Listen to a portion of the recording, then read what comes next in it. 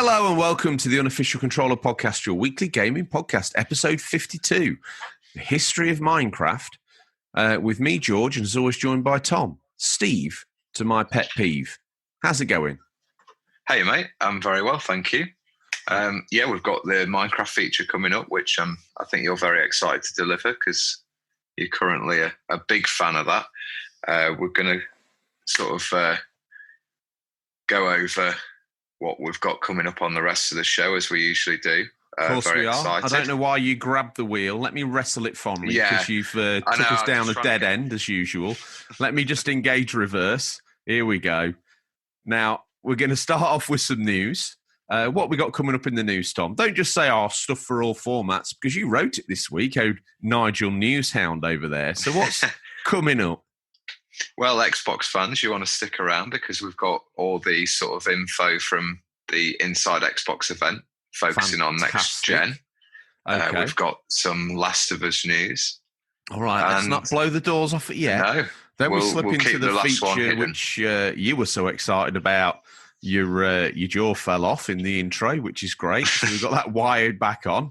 And then the feature is the history of Minecraft. I nearly forgot.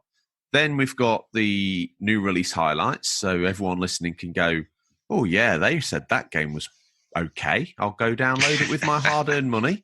And then we end with me asking you what you're hoping to play. And we start the show. Odders, get the Mad Cat's wheel up on the table, lock it down, hold on tight. Tom, what have you been playing? This week I've been playing Streets of Rage 4, the long-awaited return to the classic series. Yeah, I've been enjoying that. I've played it through multiple times. Last night, me and a friend of mine, we beat Mania mode. Well, didn't beat the whole thing. Just completed one level for the trophy. But one stage is hard enough on that mode. It is crazy. Took us quite a few attempts to do that. What level did you pick to use for that one? You have to do stage 1, I believe, unless you play it through in arcade mode. But I think you've got to play it through in order.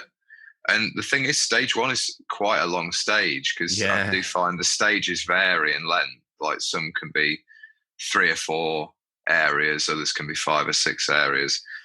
It gets obviously it's one of the harder ones in terms of how long it is, so you've got to make those lives last. So you get 1 life and then you 0 life, and there's not much health kicking around either. We did that through with Axel and Adam. Found a good combination there. They're both fairly well balanced characters.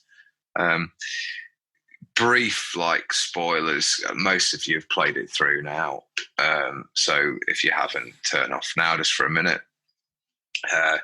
So Max from Streets of Rage 2 and Shiva are also featured in the campaign of Streets of Rage 4, and it seems strange that they haven't included them in their new skins, like their Streets of Rage 4 graphic style, because it appears that they've got quite a few of their movesets.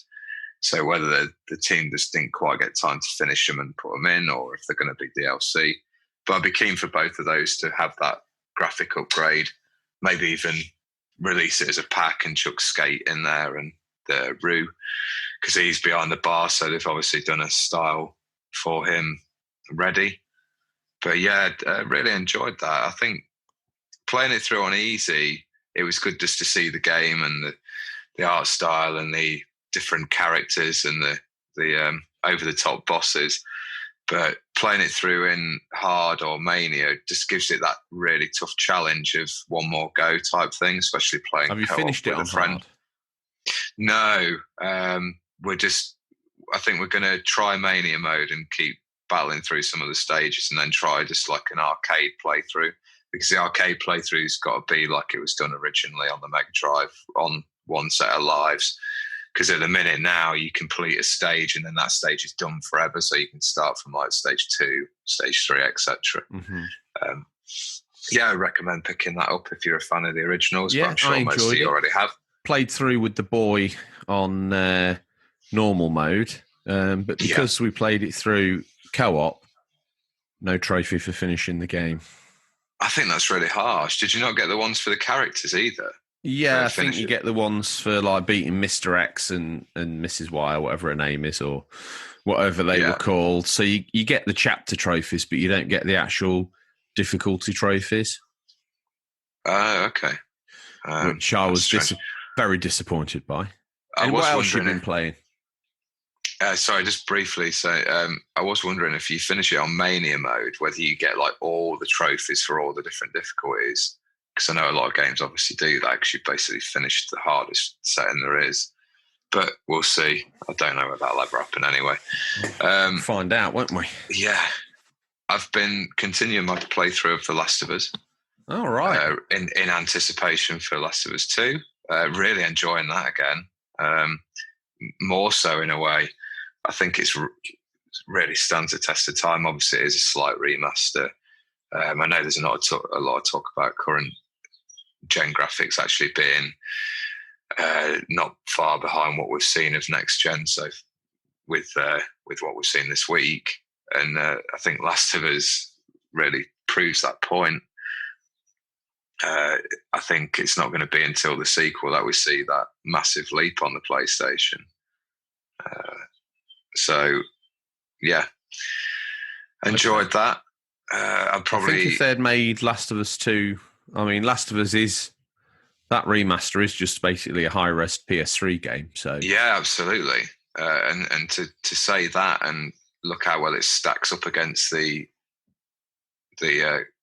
sort of cream of the crop on the PS4, it still looks really good. I know, obviously, it's not an open world game, so it's a bit easier to do linear stuff, I think, and do more with it and make it look better. But yeah, overall, a very impressive game. A few games on Warzone, on Call of Duty, and that's about it. How far are you through Last of Us then? I've just done the bit with Bill, the guy who has he lives like a bit of a hermit in the town. He's got loads of traps everywhere, and he's just helped us escape in the car where you have to like bump start it, which was quite cool. Yeah, I forgot how good that bit was, where you sort of bump starting it with Ellie driving, and really good. That was a cool section. Okay, I think Uncharted is like the Indiana Jones Saturday afternoon action film. I liken it more to Romance in the Stone Jewel of the Nile. Yeah, good comparison. I think Last of Us is more like the late night horror film, the bigger boys game. But yeah, I think there's good things about both. So good. We'll save that for another chat. What have you been playing? Well, much to your disgust, on a gaming podcast, pull up a chair because I've played some games, Tom. I'll rattle through them quickly because there's a variety. Obviously, I've been playing Streets of Rage 4, but I don't think you want to hear me talk about that. Obviously, I've been playing Minecraft on the stream, but you've probably already watched over 20 hours of footage of me playing that game, so you don't need me to talk about that, apart from to say it's still an absolute joy to play. Might start trying to nibble into some of the end game stuff over the coming week. Been playing, got inspired by Streets of Rage 4. I've had my Sega collection in storage for quite some time, and we've had some spare time, and I've got some spare room, so we set up a little rack, a little retro rack in the corner, me and the boy, and it was first of all to sort of look at Streets of Rage 1 and 2, which we did, and we had a quick play, and how did that go down with after him playing through 4? Plays just the same, Dad. Yeah, it's true. So he was happy, which we might dig into those a bit deeper this weekend. The game that's took over most of our time, though, the one that we've fallen in love with, NBA Jam. Great game. Yeah. Is that 3v3? 2v2. 2v2. Yeah. It's absolute great that being good. Yeah. Mortal Kombat 2, had a little play with that, which was enjoyable. Got the moves set up on our phones so we could, implement some of the moves while we fought. The teleport for Raiden, and the Mega Drive move sets are there on just very small sheets that you can flick through, so you can pick your character and do the fatalities and stuff. And that, to be fair, stands up pretty well. Obviously, the characters are smaller than the arcade, but on a CRT, they look great because we've got the CRT out as well. Rebel Assault is a game that I've found a very soft spot for on the Mega CD. It's like it's an on-rail shooter to explain it at its best, but it's I don't know, it's got a charm to it. The voice acting's quite cool. It's very sort of prequel idea of what the Star Wars universe was. Am I right in thinking there's like interactive sort of FMV scenes where they've used like almost a bit like how they made the characters in Mortal Kombat? Am I thinking on the right game? I think Rebel Assault 2 is more like that. That's the one I played at other cousins. Yeah, on PS1. On the PC. PC, I think it was. He had it on the PC, yeah. Okay. There's another one, Tomcat Alley, which is basically an interactive FMV game. You have to select the right things at the right time, else it's game over, which is absolutely brutal. First put it on and I was looking at it and it was like, when your wingman calls on the radio, select radio. It's like, there's nothing here to me that says radio at all. And I think it was about fourth attempt I finally worked out like, oh, right, okay, I'll click on that. And then basically I'm on your wing. As if I can't see that. You can't really look around the plane. You're basically looking forward, and every time you select something, it cuts to a different scene on the track of an F-14 executing a turn or firing a missile. Nowadays, it's probably very, very archaic, but I can imagine at the time it seeming deeper than it was, if that makes sense. But certainly frustrating, to be fair. Terminator 2 arcade game with the Menacer. That's cool. Yeah, I had to take the Menacer apart and just fiddle with the battery springs because they'd got sort of shrunk over time, and they weren't, fully connecting the batteries. But once I'd done that and rebuilt it all, it was fine. Terminator 2 arcade, not quite the 32-bit or maybe whatever it is powerhouse in the arcade. So it is a little bit of a 16-bit nod to what the arcade was, but the spirit's there. The Menacer performed flawlessly, to be fair. When I've used it before, it's been a little bit, I remember it being a bit wonky and not really working, but this time it was absolutely flawless. So I was made up with that. On the note of light gun games, also got out Virtua Cop 2. Now I've got I think it's a proper Saturn gun, and I've also got a sort of, now I remember I had this one for the PS1 back in the day, but it's a PS1 light gun that's got the Saturn connection on the side as well. So we're able to do 2-player Virtua Cop 2, which was an absolute hoot. I have to admit, that was absolutely, in my opinion, it was close enough to the arcade for it to be just a pure joy. It's a harder game than I remember, though. But to be fair, we had a blast. And then they were designed to take money, weren't they? They were designed to pull the very coin out your pocket like a magnet. Yeah. And just to finish off before I launch forward into the future, as I was pulling it all out, I found the Game Gear and I slapped in RoboCop versus Terminator on the Game Gear. Actually, pretty good port of that. Obviously, it's missing some of the fundamentals, but when you explode people, the gore goes everywhere. You look like RoboCop. He's got his animations in. For a want of a 16-bit, it looks great, but 8-bit, I was very impressed with the handling of that port. I thought they've done a great job for what it was. Sega doing the switch all the way back in the early 90s, with the Nomad and the Game Gear. What console did you own in the 90s? I had a SNES. Yeah. Well, let me tell you the brutal story of that. We told you this last week, listeners. I wanted a Mega Drive, but when Mum and Dad came home, like I said, they bought me an Atari ST, they bought me a VIC-20. Bought me a VIC-20, should have got me a Spectrum.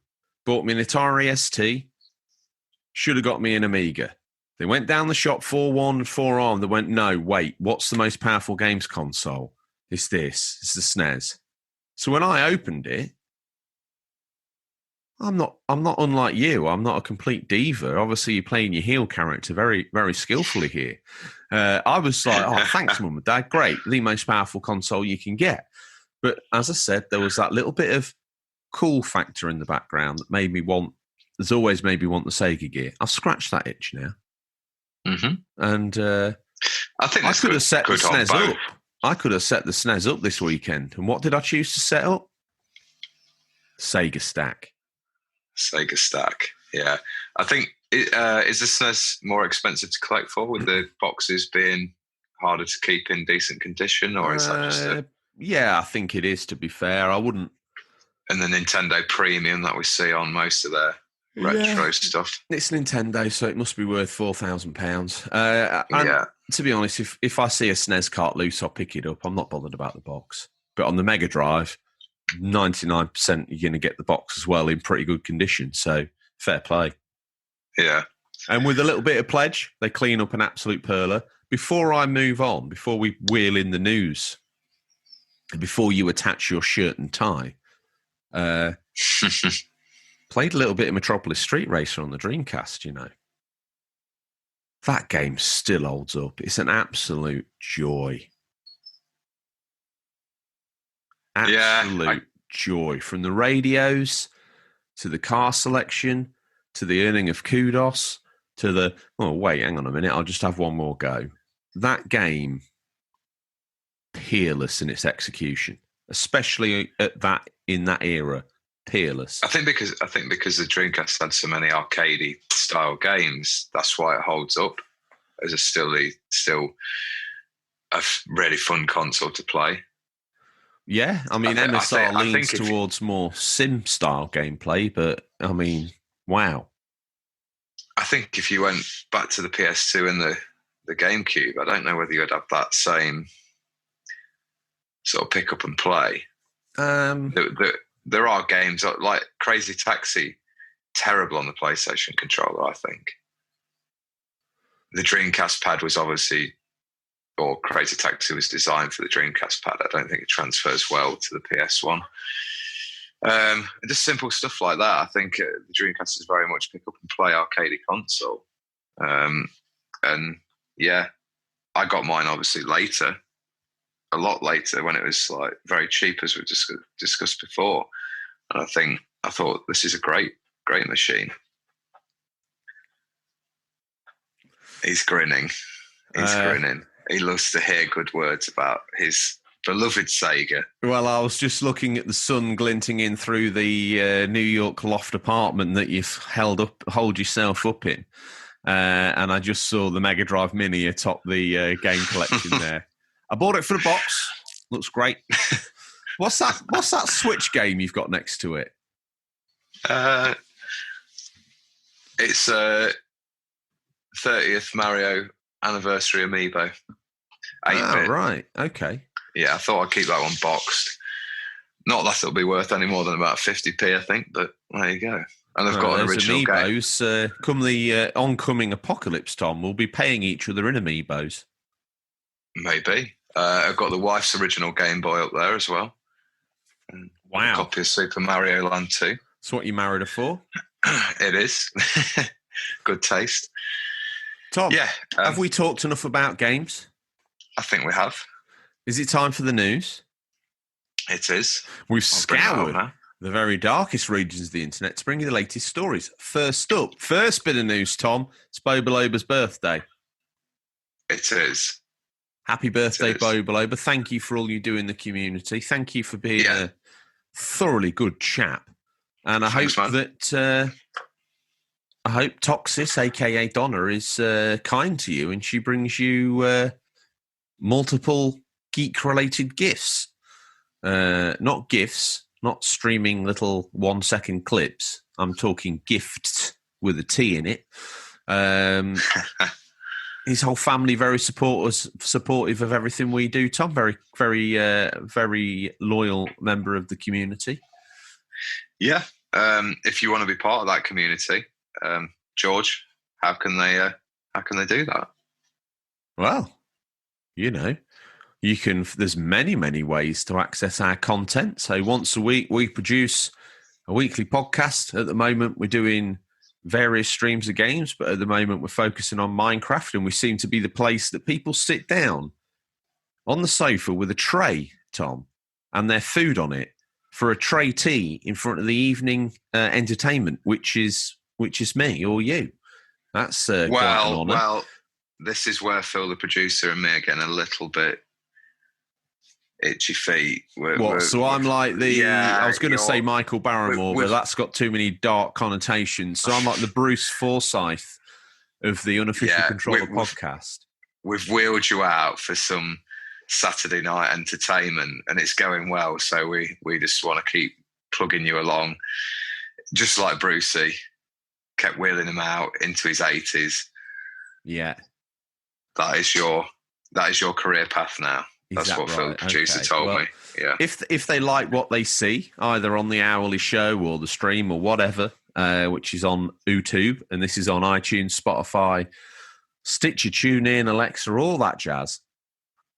They can go on the social media, Twitter and Instagram. Other social medias don't exist, Tom. They just don't exist. And they can access through there. There's a link tree that takes you to our YouTube page, to our all the aforementioned podcast links, and also takes them to our Discord channel, where the community waits with bated breath for new members, like a father at a maternity suite with a cigar, flowers, and a big smile on his face. So I was going to say it was more Mad Max Thunderdome, where they get the two newest entrants and watch them fight, but it's not all that bad. It's not like that at all. Don't paint that picture. Goodness sake. We've probably got the most welcoming and open community on the internet. Have. Full stop. No matter who you are, no matter where you're from, welcome arms and cotton wool, friendly smiles, a little bit of banter once you get your feet under the table. But if you're listening to this and you're not on the Discord, there's plenty of you that are. Why don't you just make that lazy little click on Insta, make that second lazy little click? Because if you're listening to this, there's a really strong chance, super strong chance, you've got a smartphone, right? Samsung, iPhone, Huawei, the Chinese spy network, whatever it is that you've got, you're 2 clicks away from joining a great community. So if every single person that listens, Tom, went in the Discord, my goodness, we'd be swamped. We certainly would. Which would be a very welcoming. And here's a note. And if this is your first ever podcast, because you've been like, Mumsy lets me watch him on the YouTube, or I listen to George and Tom on the YouTube, but now I want to check out our show. If this is the first episode you've joined us for, thank you. Also on there as well, you're going to find like people with a lot of gaming knowledge and also some great content providers. We've got Downright Square. Yeah. We've got Comic Pictures. We've got XBN Network. Mark Garage Gamers. Yeah. I tell you what, it's very Xbox heavy. So if you're a PlayStation fan, and you want to represent your favourite brand, you ought to wade into our community just to balance up the scales a little bit. Yeah, certainly. We've got the world's most famous gaming toddler, Game Boy Matty. We have. At least his parent, but one of that trifecta. We've got the horror film guru, Harvey Retro. And Enigmatic Productions, yes, we have. Yeah. And don't forget, Tom, we saved the best till last because God himself resides on the Discord. Chronicles of a Gamer, a.k.a. Bobby's World Podcast. He said some sweet... It's almost like he's got such a great voice, and he said some very sweet things about my Minecraft stream, which I didn't expect from a hardcore gamer. And...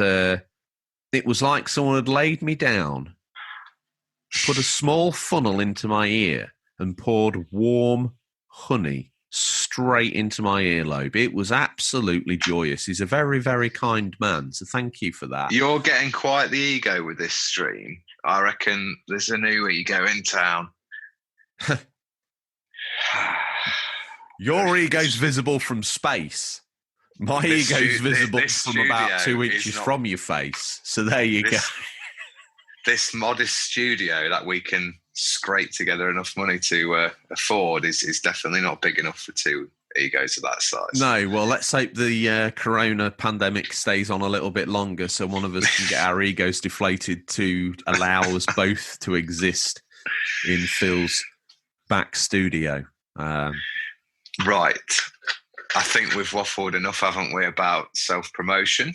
I think that was a very, very brutal and egotistical self-promotional thing off the back of Bo Baloba's birthday as well. We totally railroaded that, didn't we? Let's just have a moment of silence. Happy birthday, Bo Baloba. Let's enjoy that moment. Let it circle. It's all about the Bo Baloba now. He's supping his rum. He's, you know, I don't know what's going on in his life right now, but it's not far off his birthday, or it is his birthday.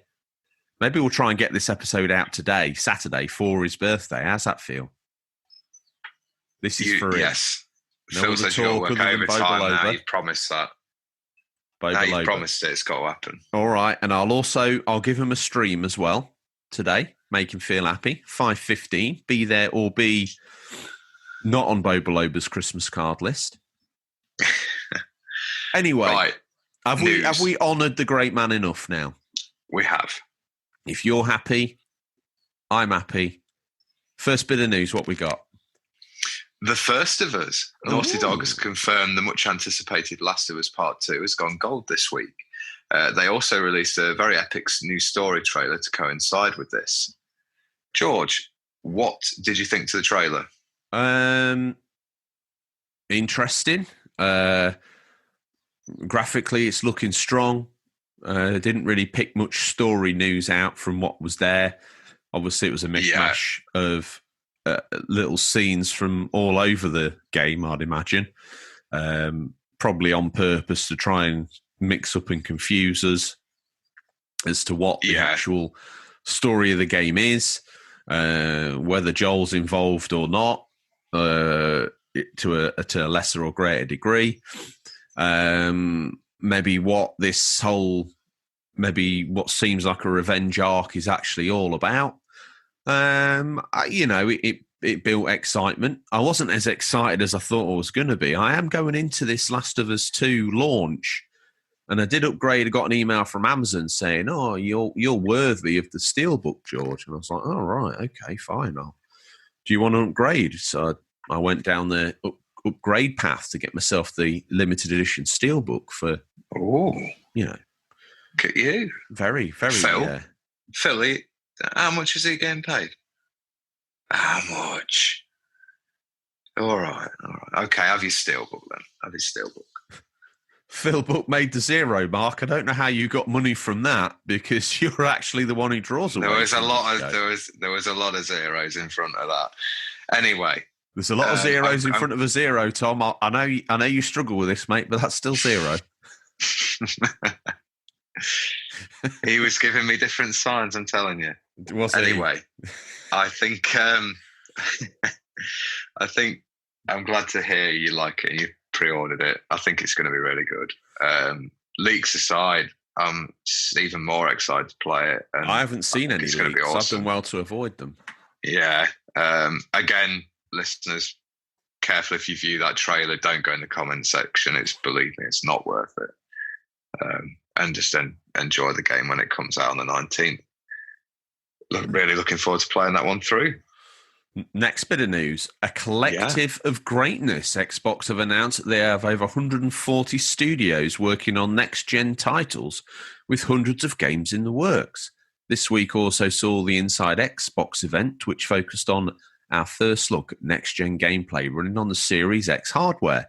Some of these titles are exclusive to the new Xbox, but some will also be on the PS5. Some great footage was shown of Assassin's Creed Valhalla, but a lot of fans are annoyed it appeared and it was not direct out of the game footage. Time for us to discuss the things that were shown, Tom. Scorn, Yakuza Like a Dragon. How dare Sega? One of the only reasons to own a PlayStation ruined. The list of reasons to own a PlayStation getting smaller by the day. Extinction Level 2, a bizarre dinosaur shooter game, which looked more like Primal Rage. I'm joking. Calm down. Save your salty ire for someone else. I'm only playing. Bright Memory Infinite. That's made by the team who bring out the Huawei phone. The Medium, a psychological horror, also coming to Game Pass. There were a few more, but again, these are the ones we've kind of focused on that caught our attention. Yeah, was it that Dirt game I saw? Yeah, I tuned in for that. Dirt 5. It did look impressive. I forgot to mention I played a bit of Dirt 2. Why can't I hear you? What have you done with your headset, you donkey? Can you hear me now? Yeah, you're just a little quieter than you were. You were loud, and now you're not. Okay, how's that? Okay. It's no different. Okay. Well, I think the games we've got there, we've listed, there were more, but we sort of focused on these ones. Extinction Level 2, I really like the look of that. It looks like a 4-player sort of co-op dealing with waves of dinosaurs, and I just thought that could be really interesting. Turok gameplay come to mind when I saw it. Yeah. The Bright Memory Infinite, this was one that I kind of looked at and thought, that's one that actually looks legit next gen. And then I learned it was developed by one person, which was a surprise. It's a first-person shooter, and it has like elements of like melee combat in it as well. So very fast-paced action game. The Medium, watched the trailer for that. It looks very spooky, but couldn't really tell what they were going for with that.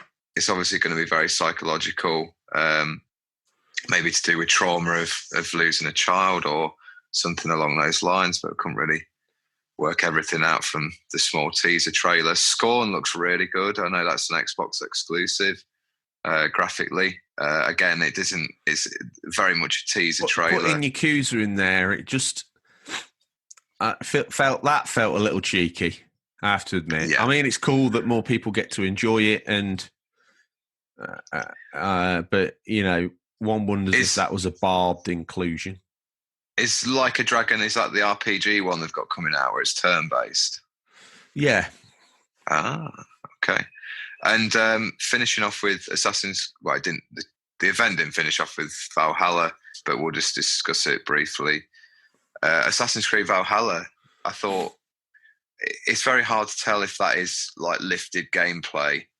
Obviously, I think that more than the trailer, that did showcase that it was very much a normal Assassin's Creed game.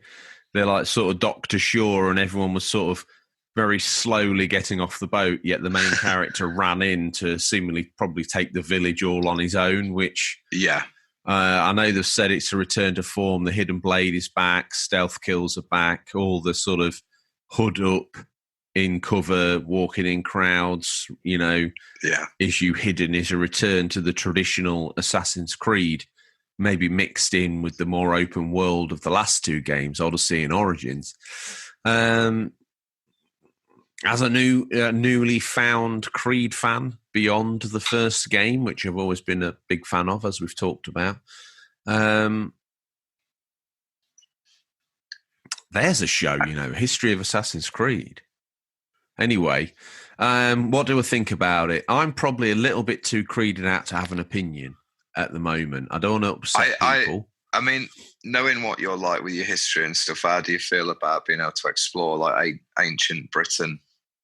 Sure, that to me's got me excited, and I'm not usually that into Assassin's Creed. Again, I'm up for it, but if it's just Assassin's Creed Black Flag with an HD engine dropped on top of it, And, because they talk about upgrading the economy. Well, you could do that in Assassin's Creed 2, if you remember, at Montenegro, when you bought the barbers and you bought the tailors and you bought the bank and you bought the art merchant and stuff like that. Is it going to be as surface level as that? Or this is what I'm worried about. If it's a cross between that and the shop interactions that you have in Red Dead, my interest is starting to peak a little bit. If it's basically just a reskin of 4, as flashy as it's going to look, I don't know if I've got the patience to go through all that again. I think if it's probably going to for those eagle-eared listeners, Syndicate's on the scrap heap right now. Ah, okay. Well, it may end up being a launch game, obviously cross-gen, also available on the older gen. Yeah. For the new consoles. I think I'd still wait for a review before I pick it up, or just to see what the general gist of it is. I do find them to be very buggy, and sort of, I think the last thing you want when you kick up a new console and ship up all that money for it is like a glitchy Ubisoft game. Yeah. And that's not being brutal to them, because we've discussed before, they work in quite strict time constraints, I think, to get out a regular title in certain series every year or every couple of years. Yeah. I'm more interested by their Gods and Monsters game that was originally due out this year, but I think it's going to be late this year or early next year. Yeah. So I think I'm actually more interested in that. But yeah.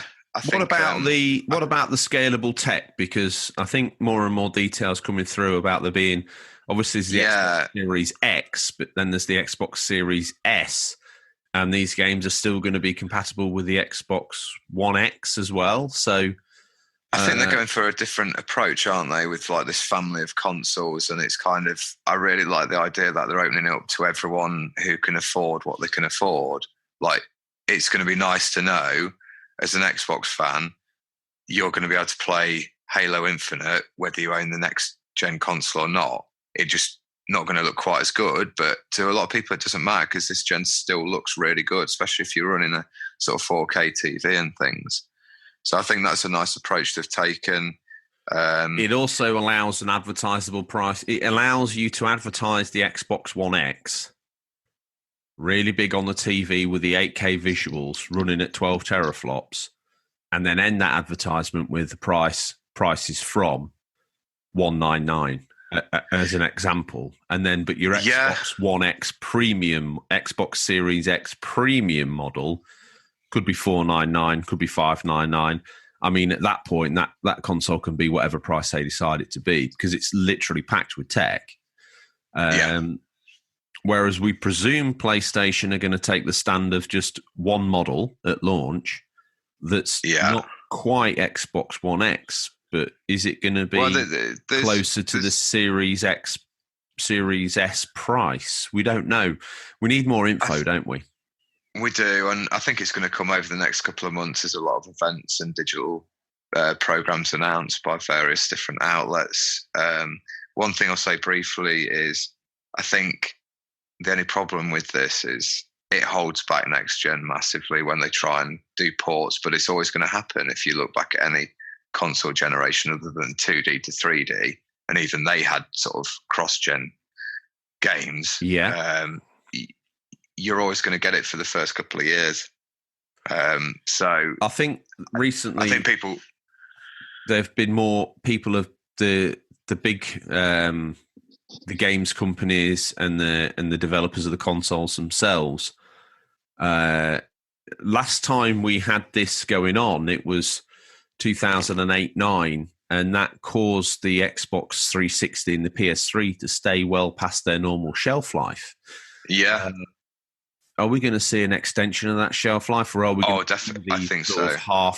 half-breed consoles that allow people the chance to, I mean, fair play to Xbox, because they've got scalable tech, which means that, dad, mumsy, dadsy, I really want a new console for Christmas, and they look at let's use the Xbox as an example because we know more about their plans. They go in the Argos catalogue and look at the Xbox One X and like, oh my goodness gracious me, we're going to have to look Johnny in the eye and tell him we can't get him one. But then on the left-hand side of the Argos catalogue, they see the Xbox Series S, which I believe is its name, the pared-down version of the Series X, and it's affordable. And you can play Fortnite. Have they confirmed this Series S? Oh, I'm pretty sure I was reading it in an article. If I'm wrong, I apologise. But to me, if it did happen, now would be a perfect time for that. Yeah, I think even if it's rumoured, it would be a strong choice to do that. And everyone has the right. And they've got that smart delivery solution, haven't they? So the game will work on Xbox One X. Yeah. Or Xbox One, Xbox One X, Xbox allegedly Series.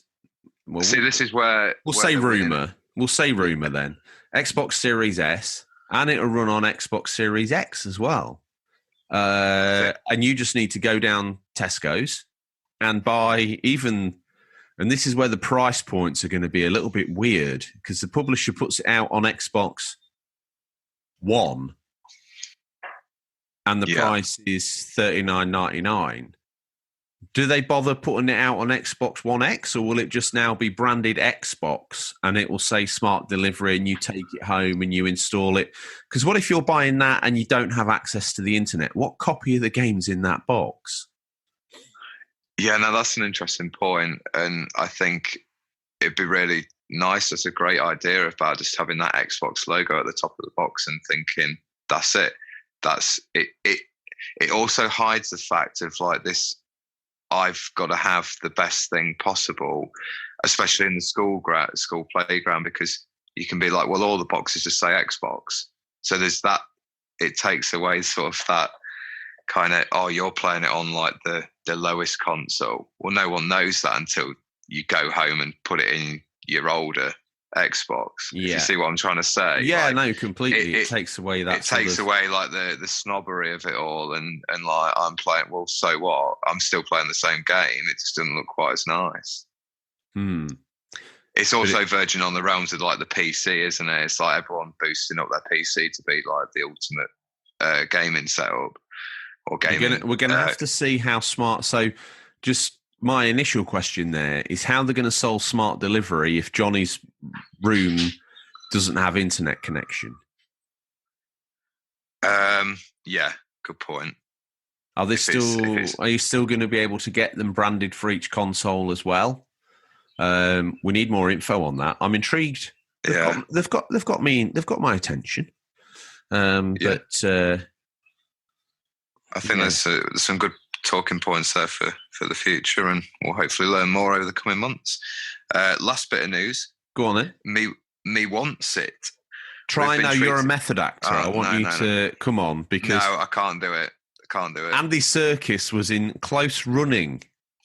Do you want to confess that it wasn't a done deal when you were around, was it? It was a close run thing. So why don't you give us what would have been your interpretation? I'm not doing it. I can't do it. Stage fright. Every single time you get stage fright. Yeah. Why?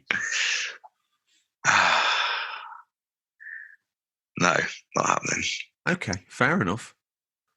It's like when I auditioned for Lord of the Rings and then my legs went to jelly. I sawed myself and had to be escorted off by Sir Ian McKellen.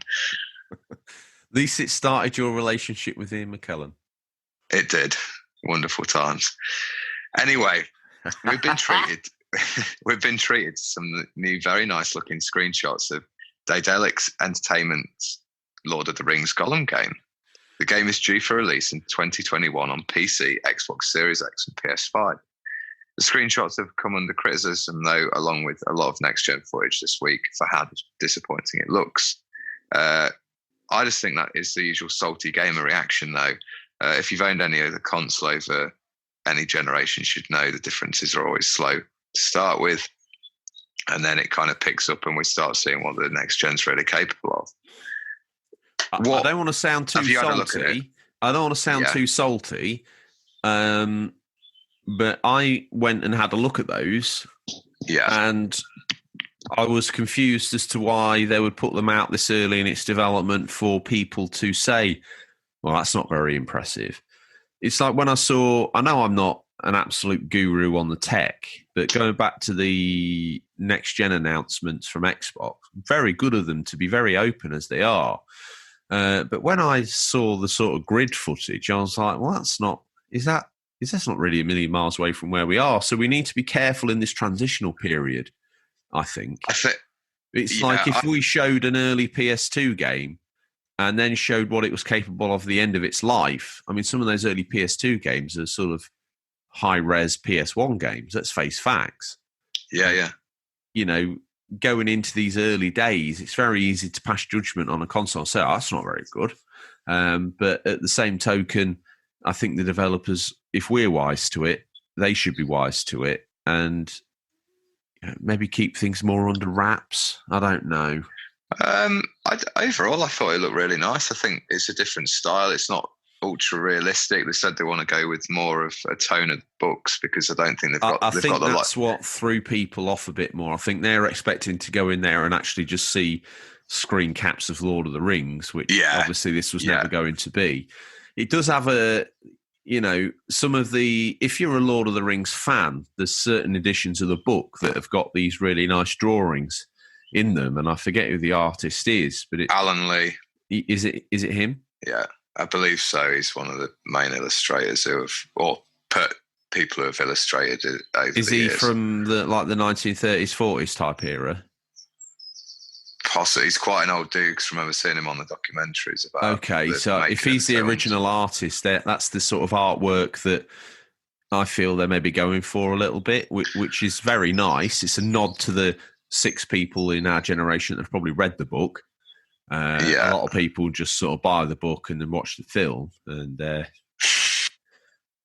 guilty as charged, Tom. And they're very, they seem, they're not quite the same beast. So if they're trying to play, you've got your 2 target audience of the Lord of the Rings. You've got the absolute fanboys that have watched the films and read the books and they know everything about it. They've read the Silmarillion, they've read everything about it. They'll even memorize the Elven songs. And then you've got the pop culture Lord of the Rings fans that have only watched the movies. They've seen The Hobbit, but they're not that keen on it. And but they like it. I love The Hobbit. I think it's a good film. Well, the trilogy. It should have never been 3, but it's still entertaining. Tell me how you edit that down to 1. The way they filmed it, you can't. Oh yeah, I know. I think they could have done it into 2. Oof. There's a lot of stuff added in there. That's just that's not needed. No, it takes 12 hours to read the book. True. But anyway, there's these 2 camps, and the more vocal of the camp, probably because they've got access to the internet and smartphones, is the Lord of the Rings movie fans. So when they hear a Gollum game's coming out and they go there and it doesn't look like Gollum with Andy Serkis, they're going to be disappointed. Yeah. And I think that's where the criticism came from, probably. Yeah, or people are just spoiled now. I just think, people, the internet is a cesspool, isn't it? Especially at this period in time. It's horrible. It's a horrible place. Tell you one place that's not horrible. Our Discord chat. Exactly. Everyone's positive. We have criticism, but it's constructive. It's normally at me and you, which is fair. On this subject, quickly going back to The Last of Us Part 2, the way people are reacting to stuff is disgusting. Well, I did get a heads up that the Xbox, obviously we're excited-ish for Last of Us Part 2, and it transpired that people were constantly revealing those Last of Us spoilers in the chat for the Xbox event. Yeah, scumbags. Just there's no need for that, because obviously a lot of people went there because it was the first sight of next gen games. Everyone's excited. It's a bit like the director of the game said, if you're going to judge a game on an hour's worth of footage and not play it through from start to finish as it is meant to be played, then your opinion is just not valid. It's just not What even about worth it. your message to me about how he's been sort of flamed for being a bit of a hard man to work for and all that other stuff? Yeah, maybe he is. And I know there's been people who have left Naughty Dog for various reasons that we get a filtered down version, don't we? Or we get Chinese whispers. So we don't know who's to blame, but one thing you shouldn't ever do is be... One thing I would say about that is I hear a lot of noise about studios having to crunch for the last 3 to 6 months of a game, right? Yeah. Now, for the first 5 years of its development, they've been sat around. Now, I don't want people to think that the Naughty Dog development studios is like some Chinese sweat house, Tom. They've got kitchens with free provided drinks, beverages, sweet bowls, a gym, a real nice place to work. But for the first 4 to 5 years of the game's development, they're doing 9 till 5. This is the same for Rockstar as well. And then they have 3 to 6 months of doing overtime to get out a work of art. Why is that so bad? They get paid for that time, the overtime they do. And a lot of people out there listening to this show and that play the video games that turn up have to work overtime every single week. Sometimes it's not even optional. Yeah, and yet that's a good point. Developers are getting flamed left, right, and Chelsea because 3 to 6 months to get a game out, they have to work overtime and they don't get to see their families. And, well, there's a million industries out there that don't get to see their families, but no one's broken out in collective tears for that. I just find that... I think there's a lot of bandwagon stuff, isn't there, that goes on the internet, and once people get hold of a story, they're like, oh, I'm all over that. Initially, I'm like, oh, that's terrible, like workers' rights and everything, and then you start thinking, hang on a minute, you just raised some really good points there about how people do that on a day-to-day basis for the rest of their working life. So I think... Yeah, who are literally covered in mud, covered in oil from head to toe. They're eating their pack up from home. They're not eating like a provided buffet. And they're also not getting a royalty check. And I know this for a fact. Some games, let's say Rockstar, for instance. Now, I'd love for someone to get in touch, questions@unofficialcontrollerpodcast.com, and put me right. And your anonymity will be safe. You don't need to put your name in there. Say, I work for Rockstar on this, or I've worked for Rockstar on that, and put me right. But I believe your royalty checks for something like Red Dead Redemption or Grand Theft Auto 5, and their royalty checks for that game still rolling in, Tom, are massive. Yet there's a guy working for time and a half, covered in human feces sometimes, eating his boiled spam sandwich out of some foil. It's a very different environment. Oh, woe is me, workers' rights. Well, yeah, but if you want to get on the internet and wax lyrical about someone's workers' rights, why not start with that guy? The guy who probably hasn't even got anything more than a Nokia, so his pain is silent. Strange. Very strange. And if you're an artist and you really feel like you're pouring your heart and soul into something, and it's either we crunch for 3 to 6 months and we get this out as we envisaged it, or we could just release it now or in another year's time. What do you want to do? Oh, yeah, I'm an artist. I believe in my vision, but I also want to go home. Yeah. At 5 instead of 6 or 7. I don't know. Let us know. Questions at Unofficial Controller Podcast. Tom, if we missed anything or they have an opinion or take on the news that we missed, and let's face it, after that mini rant monologue, I'm sure there'll be a few people jumping off the bandwagon and slapping me round the face with a left wheel or a right wheel. How would they do that? You can direct messages on Instagram or Twitter. Come and join the Discord chat, or direct messages or email at questions@unofficialcontrollerpodcast.com.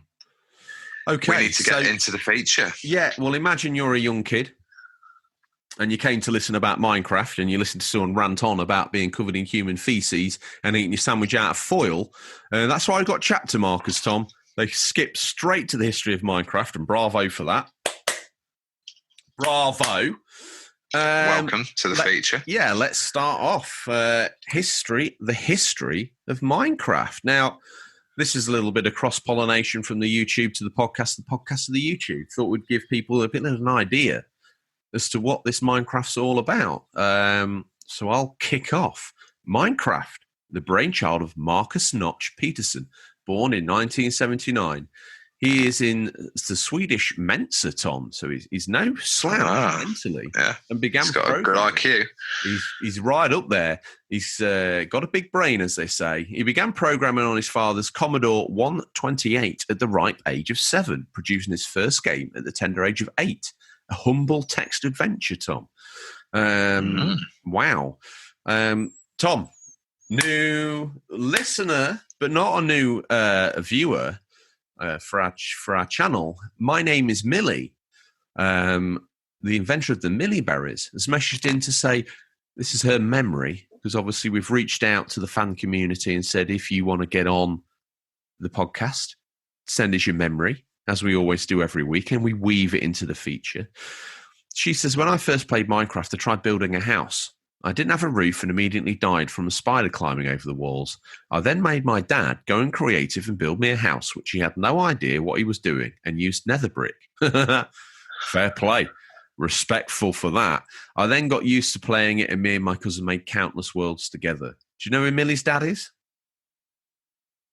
Is it Retro Gamer Thomas? It is. The whole Thomas family. I know my fan lore. You do. The whole Thomas family, Gamer Thomas family, gather round the TV. They're one of the families that gather around the TV with their tray teas. That Donna, turn it up. You're in the game room. He's got a craft ale there. Look at him, sport little rat. You know, getting his shoulder rub. Millie bringing him through the craft ales on a cushion with with gold tassels on the side of it, kneeling down at the foot of Gamer Thomas's throne, presenting him with another game-themed craft ale, no doubt.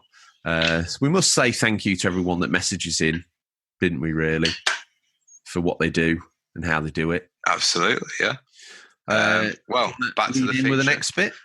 Yeah. Well, Marcus Notch Peterson released the game known as Minecraft, then known as Cave Game, back in 2009. This was released on PC and was attractive to people who like to code and design gaming worlds. It was more of a developer tool than a game for most people at that point, and users could go in and create what they wasted using the basic blocks that had been set up by Peterson. Once this started to gather momentum, the creator released it into an updated format known as Minecraft. But this game was very basic and a far cry from the game we know today on PC and consoles. Early versions of Minecraft allowed for more than just building. What made the game so unique is that it was a resource management simulation. It allowed players to gather the resources they needed to create, so the creations meant more to them since they had to build them with parts they'd collected on their own. Now, just let me stop you there. If you want to play a very, very early version of what Minecraft actually is, I think if you just type into Google Minecraft browser version, the very, very first or second iteration of Minecraft is there. And I tell you what, you won't be playing it for more than a couple of minutes. It's very, very basic. It's very, very basic indeed. Okay. So that sounds like it had it sounds a very similar setup to Doom, how it started out it was available to people, but in a very strange sort of limited way, and has gone on to be this massive title. Yeah. That's quite cool. Nice to learn about that. You always do on our features. We try and do a lot of research on the history and how things came to be. So credit to James, the work experience boy, who spends many hours slaving away on that.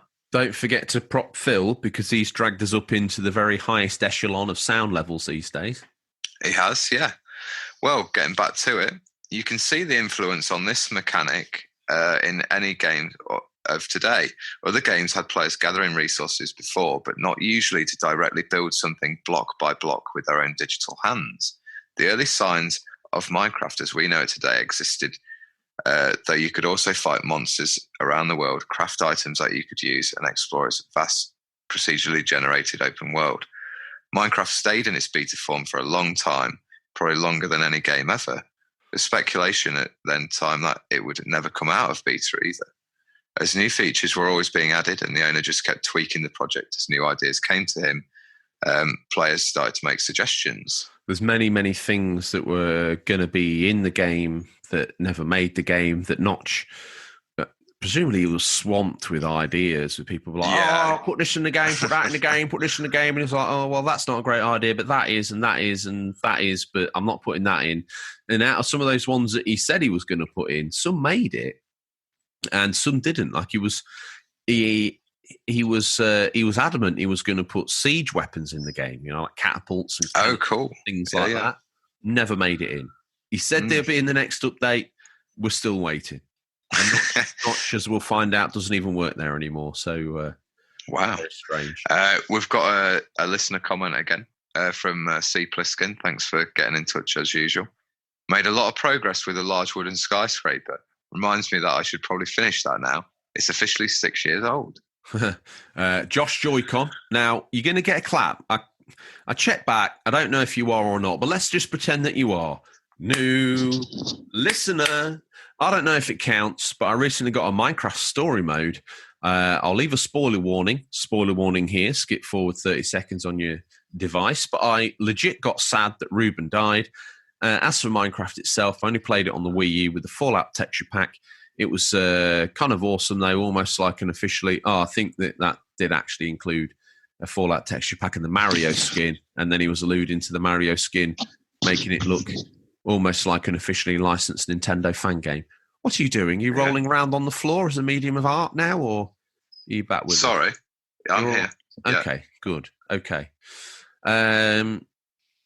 Minecraft Story Mode, another Telltale game. I like the way they actually show people interacting with the crafting tables and things in that. If you haven't seen that, you need to go check it out on YouTube. Actually showing how, in their mind, the crafting table works. We're laying the items down and putting the other item down. They kind of forge together. Particularly. So, sorry, when you say you're like close to finishing it or you're trying to finish it, are you playing this story mode or are you just playing like Minecraft as in you just... Minecraft Story Mode is a Telltale game. Minecraft Survival is basically like a roguelike game, but you get to craft a world. The world stays the same and your stuff that you've created stays in there. So the longer you play in the game, obviously the more stuff you get, the less hard it is to start out every time because you've got a house and you've got other bits and bobs. But as we'll get through, there is an end game to Minecraft. Okay. Takes a bit of getting to, but it is possible. Okay. Well, we thank better you get for your back comment, to, Josh Joycon. Yeah, thank you. Well, the beta stage began in 2010, and Notch had stopped his full-time job working for someone else to work full-time on Minecraft, adding new features, updating the game and fixing bugs. While new versions of the game cost money, all bug fixes were free during the development cycle. The beta phase only began in earnest once publisher Mojang, is that right? Mojang. You say Mojang, I say Mojang. Mojang grew interested on the project and began to fund its development. It would eventually go on to release a full version of the game in 2011. It sold millions of copies and spawned a worldwide phenomenon, but there were still lots of new and exciting developments for Minecraft. Once the game was published, new updates were still made and bugs were being dealt with. New server hosts were put in place, allowing the game to run smoother and do a lot more with its processing power. The world expanded in size as players tried to travel across a seemingly endless digital space. It was designed to go on endlessly, and new areas were added to make the game more interesting. The Nether and the End were added to the base world. The Nether is a hell-like, everything-on-fire sub-dimension that's only accessible via a portal crafted using obsidian and a flint and steel. The first person to work out that and travel to the Nether must have had his mind blown. The can you imagine that? You're just mucking around in the game. You've gone and got some obsidian. Something happens and it sets on fire, and all of a sudden the purple void fills the gap, and you're like, "What's that?" You jump in it, and then all of a sudden you're not in Minecraft anymore. You're in a place where everything's on fire. Very strange. The end is a series of islands inhabited by my favourite bad guy in Minecraft, the Enderman, on which the final boss of the game resides, called the Ender Dragon. Once the boss is defeated, the game is completed, but players can continue to go back to their world and explore the game environment after beating the game. Now, as pre-emphasis there, although the game is infinite, I've seen several videos on YouTube where people have pushed past a certain amount of blocks. The game won't let them go any further. I mean, the game world is huge that you develop in these in a Minecraft spawn. But there is a point in time where something goes weird with the scale. Like you put a block down, and instead of being a full-size block, it's kind of like 3/4 of the block. Or if you put an item down, it's like sort of morphed across 3 blocks instead of just one.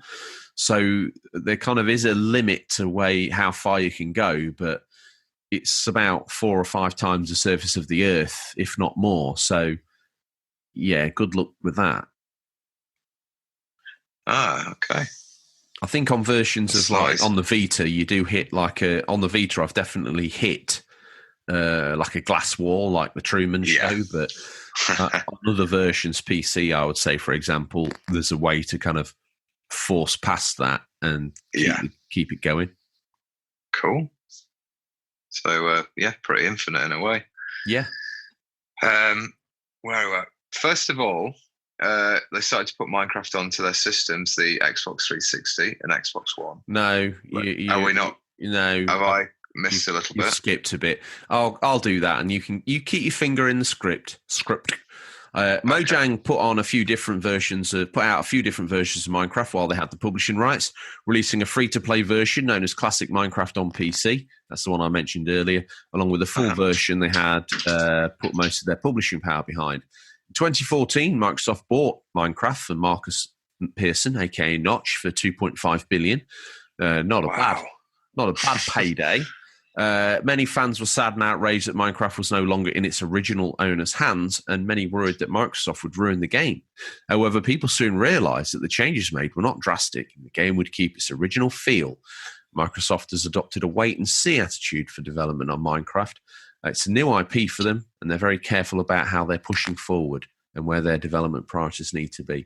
Just before you launch in there, I think it's important to note that Microsoft have done an absolute stellar job with their handling of Minecraft. And the new biomes that they've brought in and the new sort of items and bits and bobs that you can craft and the things that you can do have just been so eloquently done. Microsoft showing some great emotional and commercial intelligence there. Bravo. Yeah, I think they've obviously handled the situation well, because it's a big, paying that amount of money, you're soon going to get some hate, aren't you, if you start changing things willy-nilly and making poor decisions. When you get to find out their plan for Minecraft, your head will explode. Okay. Well, first of all, they put Minecraft onto their systems, the Xbox 360 and Xbox One. Later bring in the same game to the PlayStation and the Wii U. It's even on mobile platforms and Windows 10 at this point. And Microsoft is showing no signs of slowing down with the publishing and development plans for Minecraft. Game. Is he a new listener, Tom? Let's say he is. New listener. Minecraft Vita is where it's at. Perfecto emoji. I think that's off the fact of when I did my post, the only physical copy I've got on Instagram is Minecraft Vita. But no, they like it. He liked it. He likes Minecraft on the Vita as well. So thank you for messaging, Dadkin Game. The game has expanded beyond its single game roots. Minecraft tasked Telltale Games with creating Minecraft Story Mode, which is a single-player story-based game that plays mostly like an interactive story, as is the norm for the Telltale series. Do you understand where that's at now? I do, yeah. Yeah, an educational edition. Me understandio.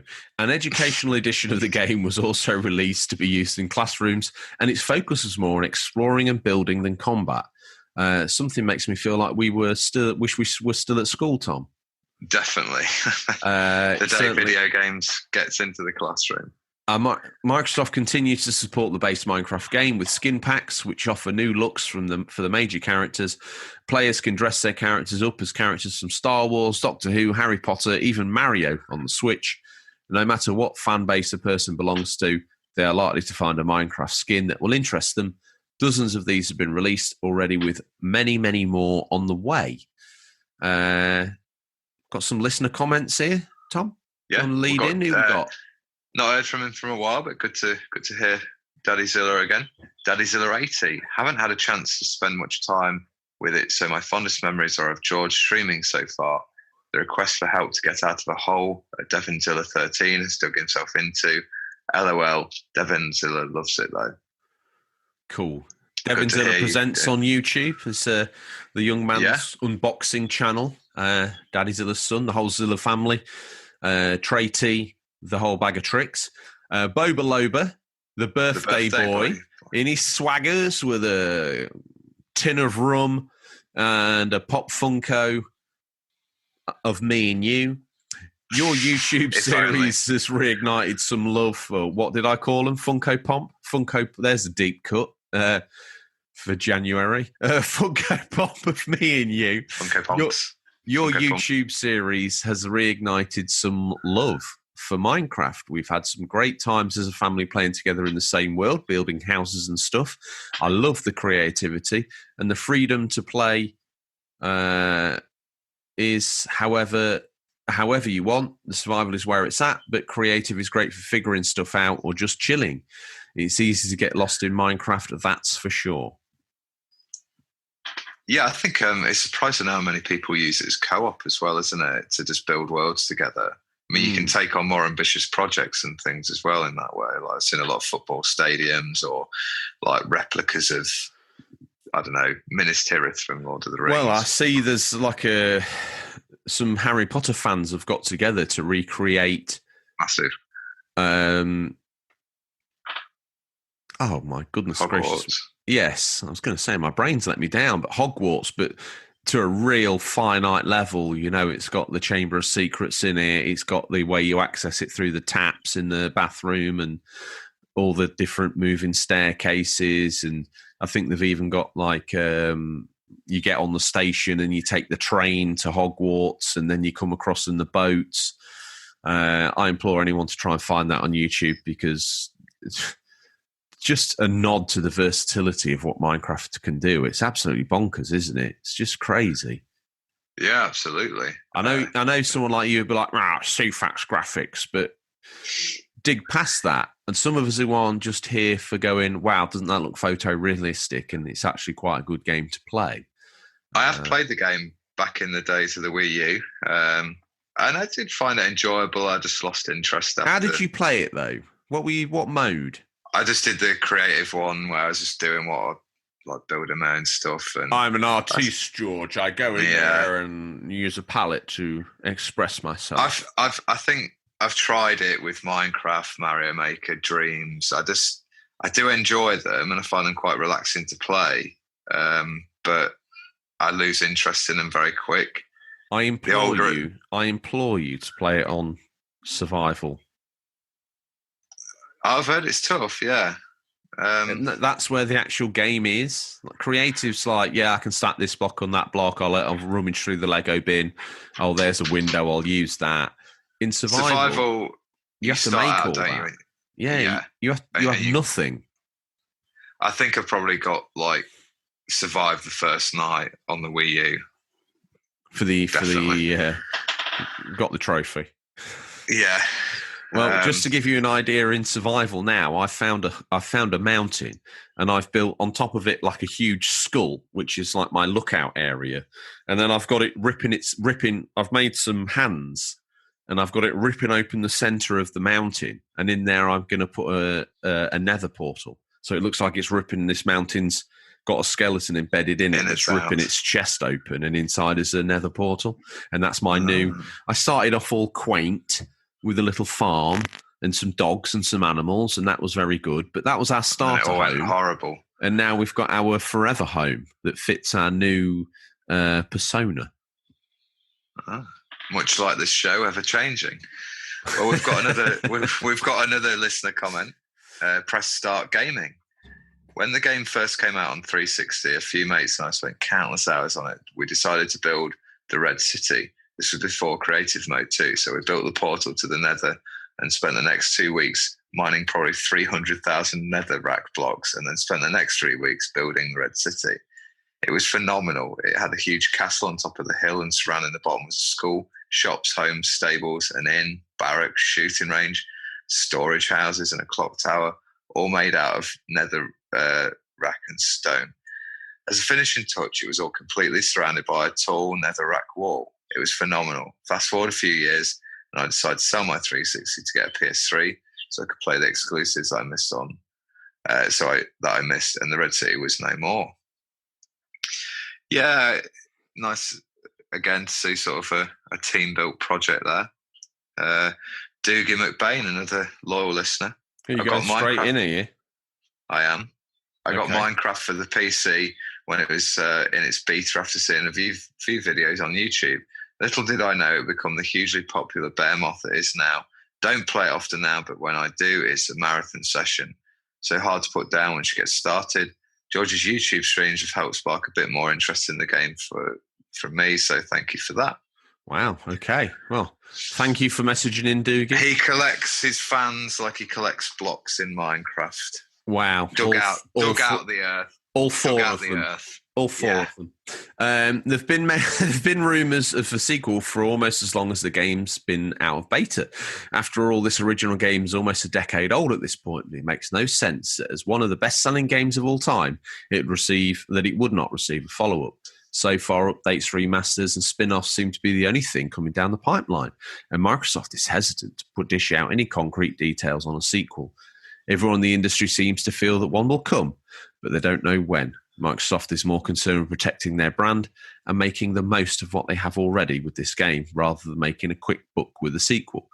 They paid good money for the brand and the game, so it makes sense they will take their time with the sequel and make something that will propel the brand forward for another decade. They're still making a lot of money off the base game, its many versions and DLC, downloadable content. There's no rush to get a sequel out on store shelves, and so many people are still spending money on the original and loving it. Question: do we even need a sequel? Why not just keep advancing what we've got? Well, I think with next gen, and especially if Xbox said, right, it's exclusive to our console, they're going to shift some consoles with that, aren't they? Imagine if it had like an upgraded graphics pack. I'm not saying go realistic. I'm saying just maybe if you did your homework and read the script ahead of time, we'd get to that.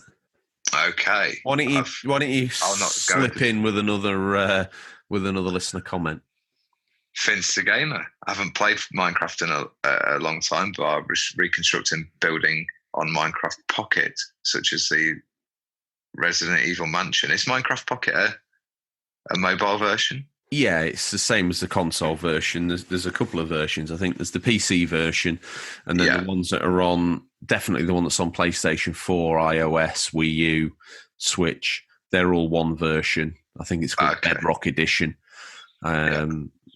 There you go.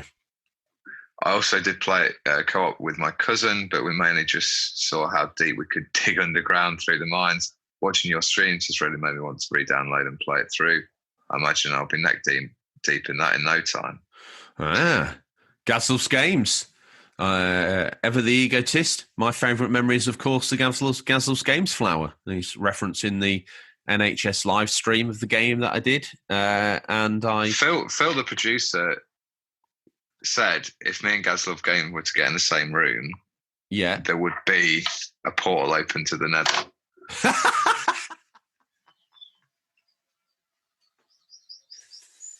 I think if you and Gazl's Games could actually, you should do a podcast together. Yeah. I have to keep my distance. You're the guy. Could just socially distance him like you do from New York to me. We could make it happen. You're on the edge of...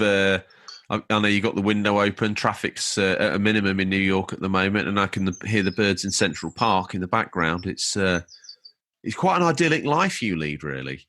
It is, yeah. As we've said before, you are the workhorse of the show.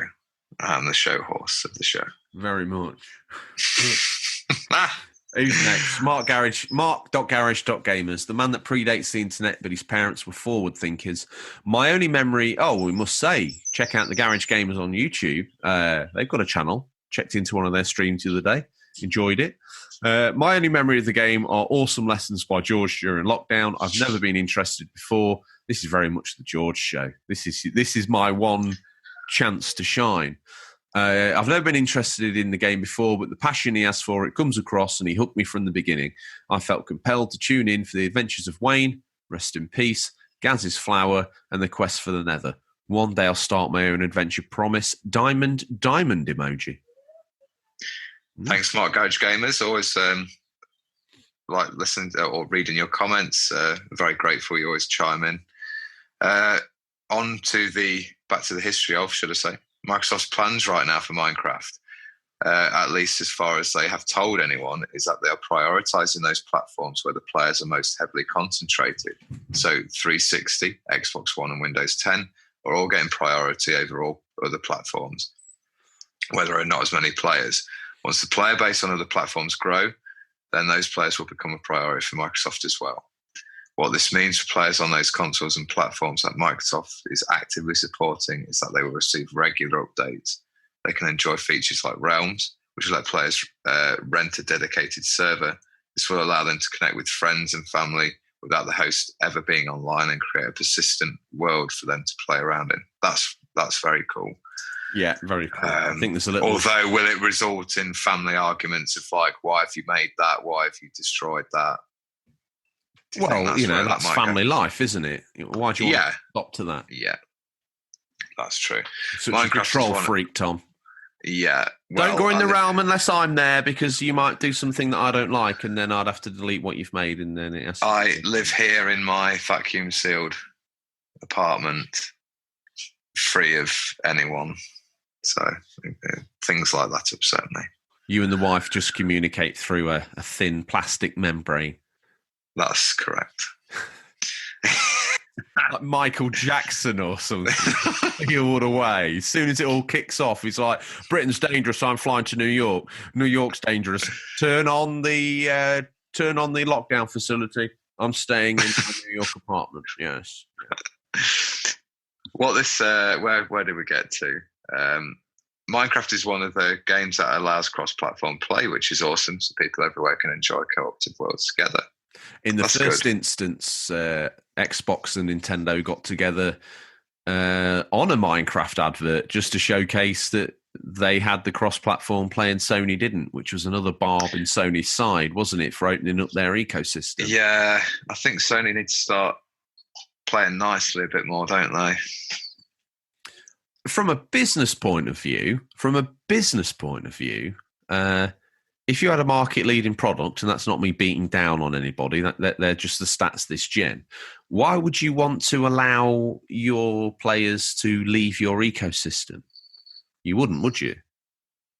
As a businessman, talking to a businessman, if your business was this and everybody else that had a competing product was like, well, we can share between each other, and you were like, yeah, that's great.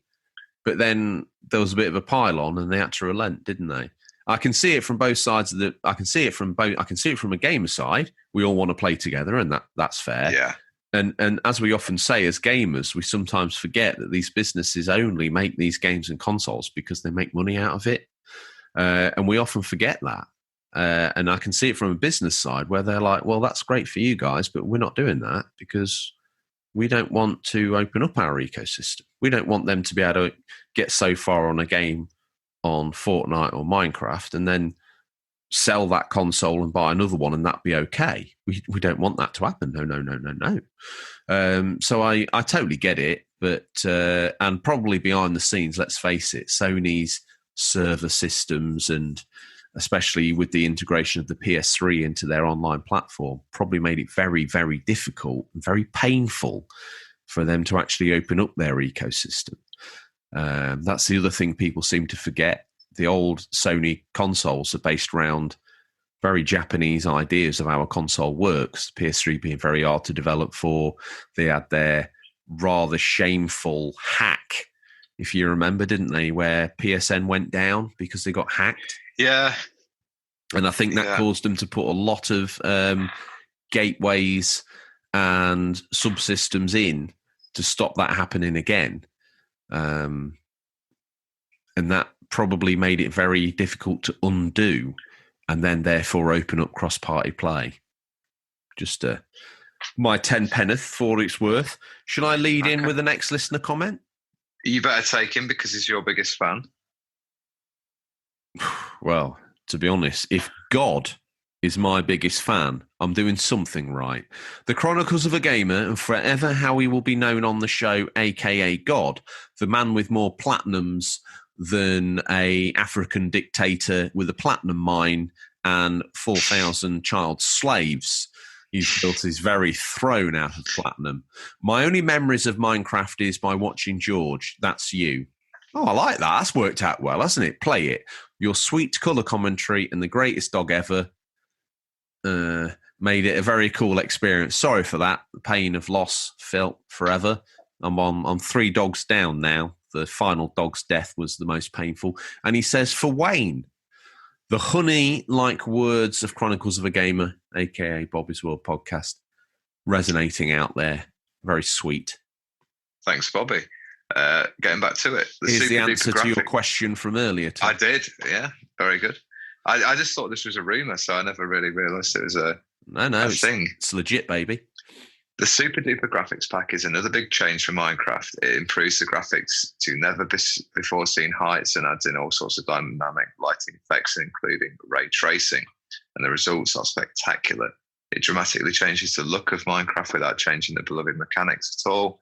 This new downloadable pack makes the game more aesthetically appealing and helps to set a mood for the game that wasn't previously possible. Players don't have to worry about this changing up the classic look of Minecraft, though. This update is entirely optional, and players can keep the same look they have known and loved for years if they want. Microsoft is moving forward with updates like this, with their focus on allowing players to play and experience Minecraft any way they want to. Exposing the code. Exposing the code for players is another feature that Microsoft is testing out with players. This allows Minecraft users to customize the game to their liking, altering mod behaviors and other aspects of how the game functions. No plans to allow players to customize the skins or graphics in any way, and that's understandable on Microsoft's part. They know a lot of people would abuse that kind of power and make creations that are not in line with the brand Microsoft is going for. Minecraft is always changing. Not all of those changes will be required for everyone right away, but you can bet that no single version of the game will stay the same for long. The developers just won't allow it with such a beloved brand. You can bet that Microsoft has big plans for the franchise moving forward, but they are staying tight-lipped about a sequel and spin-offs. Microsoft has already been very clear that they have a 100-year plan with this franchise. I know. I had to triple, double, and quadruple check that because a company with a 100-year plan for a franchise, Tom, is well, you spent $2.5 billion for it, so you're going to want to see. I think they've been down. Yeah, I think they've been down in the mines too long with that sort of thinking. At some point, that means a sequel will come down the line, but there is obviously no rush to disrupt the current user base beyond growing and feeding with new content for what they already have. We can expect big things from Minecraft in the coming years, but it's hard to say right now exactly what form that will take. Taking us to the bridge, Tom. Comic Pictures 79, a.k.a. Adam the Artist, a.k.a. comic/comic picture 79 on Insta. If you, Tom, wanted a man who finishes games or Well, you see, what I want is a picture of me carrying Ruff, one of the dogs that died in a big battle in a wood. I want this to be hyper realistic as well, not just Minecraft graphics.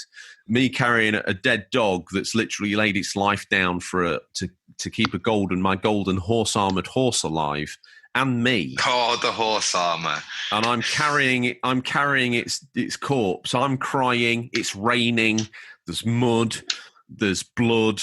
That's what I want for Adam's next piece of art. I don't think he's overly interested in drawing Minecraft, nor Minecraft. But anyway, he says, I'm still going to enjoy the show, obviously, but I've never played Minecraft in any way other than to help my son learn the controls. I am, however, looking forward to Minecraft Dungeons this month. And that, eloquently as ever, Comic Picture 79, a man of elegance and taste, and a word craft almost equal to his art craft, leads us into Minecraft Dungeons, the Diablo-like take Minecraft, or Minecraft Diablo take, I think would be the better way of wording it, of using the Minecraft skins of the characters with the armor and the bad guys, the skeletons, the zombies, the pillagers, and the blazes and the withers and the endermen and all that, and you go in through a procedurally generated dungeon collecting loot. It doesn't appeal to me, but it's an expansion of the brand in line with their 100-year plan. Are you going to check that out, Tom, or not? That did actually interest me when I saw it. I believe it was some time ago at Xbox's last E3. Yeah, I think it's back end of May it comes out, so that's exciting stuff. I thought it looked great. I think I think it'll transition well to that genre, and I think it'll maybe bring people who have never played like a Diablo-style dungeon crawler to give it a try. Fisher Price, My First Dungeon Crawler? Or is that a bit harsh? No, I think that's weighed it up in one. Doesn't mean it's a bad game. It just means it's a good stepping stone into that type of game. So yeah, I think that'll do all right. Okay, well that's us reeling from the batch of Colonel Tom merch he had, or Captain Tom merch he had last week. Tom, any ideas what the ray's been? Oh, I didn't tell you this, did I? It's part of me setting up my retro set. I stumbled across quite a few, but I'm missing some of my VHSs. I'm missing my Aliens. I had them individually. I had Aliens, and Alien 3. They've gone missing in the transition. And I also had a Ghostbusters 1 and 2 double set on VHS. So I'm looking to get those back. I've bought Frighteners, which I've got on DVD, but I've bought that on VHS because I really like that film. So I remember renting that on VHS. What, from the Ray? No, mates. The Frighteners. It's not. It is an old film, obviously, but it's not Stingray rental age. I tell you one thing. Well, inspired by my VHS renewed love, because I watched the Truman Show last night on VHS. Thoroughly enjoyed watching it on a little screen as well. Just like the olden days. And this is what I was going to tell you the other day, but I thought I'd save it for on air. I've made, I went online and found a sleeve artwork of a VHS rental tape. And I've printed it off, and I've actually put it inside an empty VHS case I had. So now when I get a video from one corner of the room, I open up the official box that it's in, put it in the Blockbuster box, and carry it the 6 foot to the TV to give me that vibe. And I eat sweets and watch VHS, Tom. There's a little insight into the rather slightly eccentric world. This will be good for lockdown to end soon for you. How dare you? So inspired by that, he's actually gone back to his warehouse and filled his boot with VHSs. Any fans that are listening that have got proper shop-bought VHSs that they don't want anymore, get in touch, and I'm sure we can come to some sort of arrangement. Questions at unofficialcontrollerpodcast.com, or slap down some info in the Discord or the social medias. Here he comes, Tom. The springs on the back of that Bluebird, looking like they haven't been weighed down like this since the mid to late 80s. It's time for a peek in what we affectionately call Stingray's boot, what's nestled between some counterfeit nappies and a dodgy copy of Battle for Endor this week. These are the new release highlights for the week May 4th to May 10th, 2020. Listeners, these are out digital or physical, or will be by the time this podcast is in your feed, but could be region dependent. Tom, I've already said out loud what my VHS pick is because it happened in real life, but I'll save it again. We'll reuse that. Like TV is reusing content at the moment because they can't film anything new. I'm surprised we haven't had Dad's Army wall to wall on the BBC. I think I know my Mummy, which is our choice from the boot of the games. And like I say, I've already picked my VHS. Have you picked one? And a VHS? No, they're all terrible. No, they're not. You got to pick. Terrible. Okay. Terrible. Well, I'll lead off. Switch still manages to wheel out stuff. Yeah, all ex-PC games for the Switch's shovelware pile, but there you go. For those going for a full physical Switch collection, I'm sorry, but it's going to end in tears and bankruptcy. John Wick Hex, PS4, May 5th. John Wick Hex is a fast-paced, action-orientated strategy game that makes you think and strike like John Wick, the professional hitman of the critically acclaimed film franchise created in close cooperation with the creative teams behind the films. This is my bit where I get to pretend to be movies, games, and videos, isn't it? It is. Can I do them all? No. We'll do one each, if you want. I'd quite happily let you do them all if you want. Okay. Someday You'll Return, PC, May 5th. Someday You'll Return is a story-driven psychological horror game about a desperate search for a missing daughter deep in the woods where you swore you'd never return. Brought to you by the creative duo behind Julia, Julia, Among the Stars. This one's for you, Tom. I can see this being your mummy, to be fair, if you want me to give you a top tip. Seriously, it looked like your kind of game. Okay.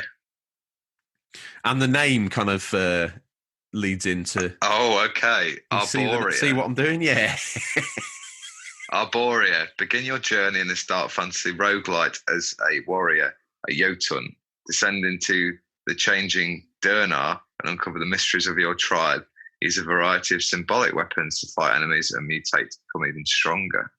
You say symbolic, I say symbiotic. Comes out May 7th on PC. Fledgling heroes, Switch, May 7th. Leap from the nest into a fun-filled adventure. Meet My eyes are going. Meet cute feathered friends. That's the excuse for the last 51 episodes, and you're sticking by it now. Each with their own wondrous story to tell as they dodge dastardly pirate lizards. Dash through frozen forests, dive under sunken temples, and flap their way from fledglings to fully fledged heroes. This is my mummy, the next one. I think it would transition well to the Switch and our very own Adam the Artist, aka Comic Pictures 79, when we were doing listener reviews, when we were trying and dipping and tasting on different content ideas. We had the listeners message in with their reviews of games old, new. We didn't exclude anyone or anything, did we? And he comes in, or they come in with Lonely Mountains Downhill on the Switch, May 7th. Just you and your bike. Take it on a thrilling ride down an unspoiled mountain landscape. Make your way through thick forests, narrow trails, and wild rivers. Race, jump, slide. Try not to crash. All the way from peak to the valley. I thought you'd have got behind that, but no. I think, yeah. I'm just thinking it would be a great game. You could lob it in your backpack, wrapped in cling film. Well, that's not going to protect it against damage, is it? Wrapped in cotton wool, right? Go for a ride on your bike through a wood, fast-paced. Get to some beautiful scenery. Again, inspired much like Adam the Artist. He's gone for an unspoilt bike ride in lockdown to the Scottish coast. He's then reached into his back of his bag. He's pulled out his Switch Lite that gets switched on. Another listener's hooked him up with. His family's been hooked up with a Switch Lite. Did you see that on Instagram? I did see that. That's very nice. kind man. He's get switched on. I've had a few chats with him online, and he's a very lovely, very, very lovely man. So Adam's gone for a bike ride. He's pulled out his freshly acquired Switch Lite. He's played Lonely Downhill, Lonely Mountains Downhill. He's lobbed it back in his backpack, in his camel pack. Always found those names a little odd. Camel pack toe. He's then lobbed it back in there, and he's then ridden home, and he's had a fully embraced bike downhill session. Ah. So that's why I'm thinking it's a good game for him. It's a good game for you. It is, yeah. You probably go on a Zoom ride around New York City Centre, do you not? What's it called? Is it called Zoom or Zwoom or whatever it's called? What's the next game anyway? Shut me up, please. I'm just looking for my VHS in the boot. Could you take the next one, please? Okay, well, I'll take my VHS to buy a little bit of extra time. My VHS is... You've had yours. The Truman Show, yeah. Brilliant.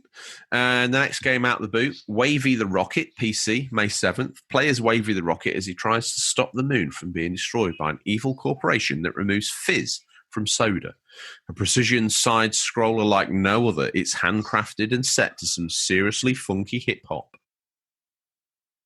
Mm-hmm. Are you there? That's that done. So I'm waiting for you to... Shall I just keep going until you've picked a VHS? No, I've got my VHS ready. Okay. Megabyte Punch on the Switch, May 8th. Megabyte Punch is a fighting beat-em-up game in which you build your own fighter. As you travel through different environments, you battle other creatures to get their parts. You're rolling around on the floor again.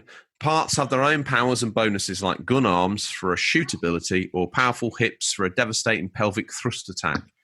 This last game, Tom, by the way... Sorry about that. I was signing all my autographs. Signed copies of my memoirs. Wow. That's as thin as a piece of wafer-thin ham. This last game really looks like the sort of game you can get behind. You can create, you can share. I'll let you take this one and then your VHS. If I were you, I'd advise you, because we're legally obliged to pick a Mummy by our sponsors and other things, that you should pick this game, as it will also get you paid out. Okay. Super Mash on the Switch, May 8th. No, you need to, don't forget, Phil, the producer, says you have to say, this is my mummy. This is my mummy pick. June's game shop is in trouble and she needs her brother Tomo's help to save it. Mash together iconic genres to create never-before-seen gaming experiences. Jump through classic platformer levels with a tactical stealth character, fight as spaceships and engage in JRPG battles and more. Anything is possible with Super Mash's emergent game system, which creates a unique game every time you play. You can even customize your mashes with the help of dev cards. Think the mash you made is impossible? Share its mash code with a friend or streamer and see if it can be beat. How cool is that? Sounds like a good mashup. Sounds like the sort of thing an emotionally intelligent man would pick as his mummy. So well done for you. It does, absolutely. And to go with that, I'm picking up, with all the excitement of Assassin's Creed Valhalla, I looked at all the series of Vikings and all the excellent stuff out there. Is this on VHS? This would definitely be on VHS. Kirk Douglas and Tony Curtis star in The Vikings, 1958 adventure action film. A classic. Wow. Okay. Well, good call. Good pick. Boot slam. Have you ever seen that one? What was it called again? The Vikings with Kirk Douglas. It's similar to Spartacus, but with Vikings. I think I have as a youngster, but I haven't seen it in the last, say, 10 or 15 years. Okay. Is that your Spawn, Damien, in the background? It is. He's woke.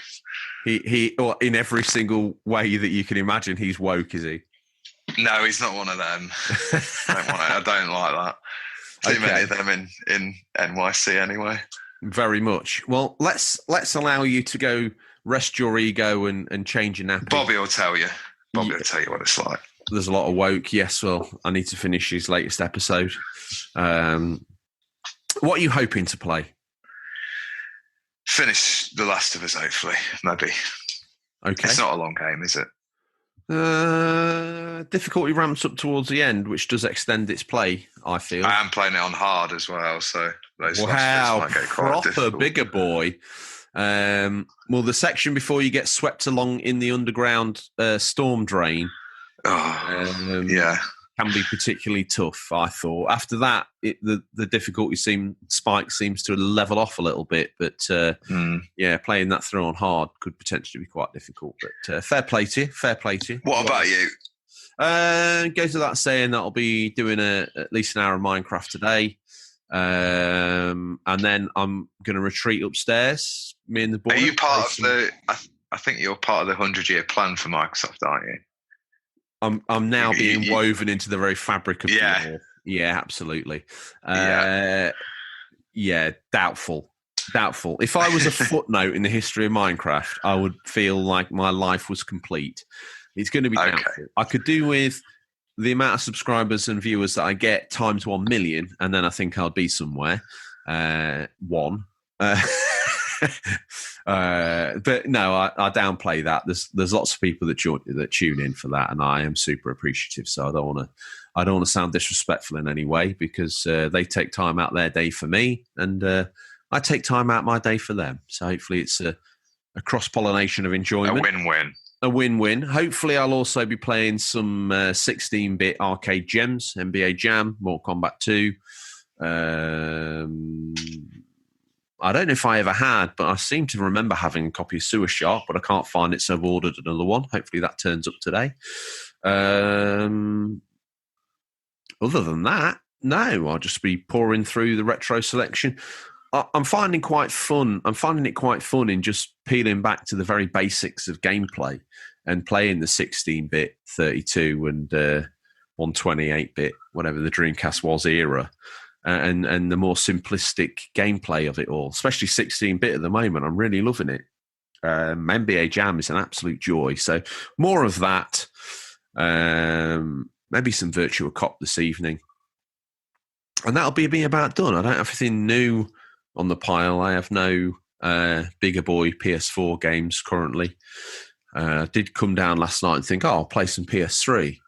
And then ended up watching Adam Coriolac's 32X and Digital Foundry's 32X videos for over an hour, which, there you go. That's the eclectic life I lead. Is that it? Very nice. Is that us done? Is that you all gamed out? We've got nothing. There's no cutting edge games we should be talking about, probably. But, that's the Unofficial Controller podcast. If you came here for sense and reason, you've come to the wrong place. And if you've stayed to this point in time, you're not a fan of sense and reason. But that's all we have time for this week, listeners. As always, thank you for your time. We look forward to the pleasure of speaking to you again next week. Until then, happy gaming. Remember, there's nothing wrong with being given the Unofficial Controller. It's what you do with it that counts. See you, Tom. See you, mate.